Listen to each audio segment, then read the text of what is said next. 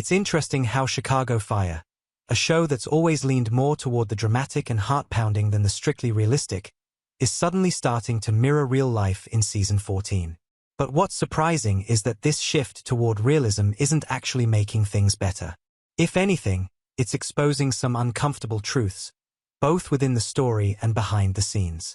Some fans have long wanted the show to ground itself more in reality, while others prefer the larger-than-life rescues and emotional intensity that make Chicago Fire such an escape. But this season, the show's storylines are blurring the line between fiction and reality in a way that feels unsettlingly familiar. What's happening at Firehouse 51 this year isn't just another high-stakes storyline, it's a reflection of real-world struggles. Season 14 introduces one of the most grounded and relatable conflicts the series has ever tackled: department-wide brownouts within the Chicago Fire Department.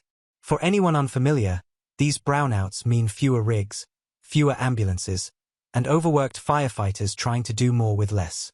It's not the kind of threat that comes from a criminal mastermind or a massive explosion. It's bureaucracy and budget cuts, and that's what makes it hit so hard. Characters like Violet McCarmy and Lizzie Novak are feeling the strain more than ever. With fewer ambulances available, they're being pushed past their limits, juggling emergencies that seem never-ending. Even Firehouse 51 itself is suffering.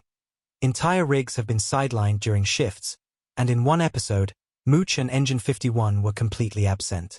To make matters worse, higher-ups are now targeting battalion chiefs for layoffs, leaving everyone uneasy about who might be next. Chief Pascal may be safe for now, but his defiance toward the mayor's office could easily change that. The uncertainty within the firehouse feels raw and real, and that's because, in many ways, it is. Behind the camera, the production of Chicago Fire has been dealing with its own kind of brownout.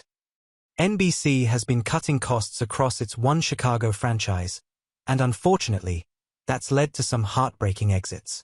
Fans are still reeling from losing Daniel Keary and Jake Lockett, better known as Darren Ritter and Sam Carver, both beloved members of the cast who departed due to these real-world budget issues.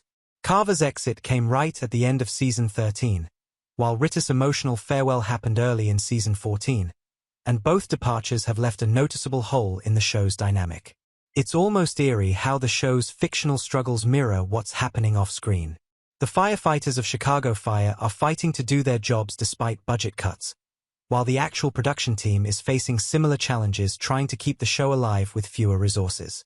It's storytelling that reflects the times, but it also forces viewers to confront the fact that this once action-packed series is now telling a story rooted in loss, compromise, and the harsh realities of survival, both for the characters and for the show itself.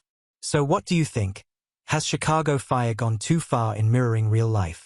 Or is this kind of realism exactly what the show needs to stay relevant and meaningful?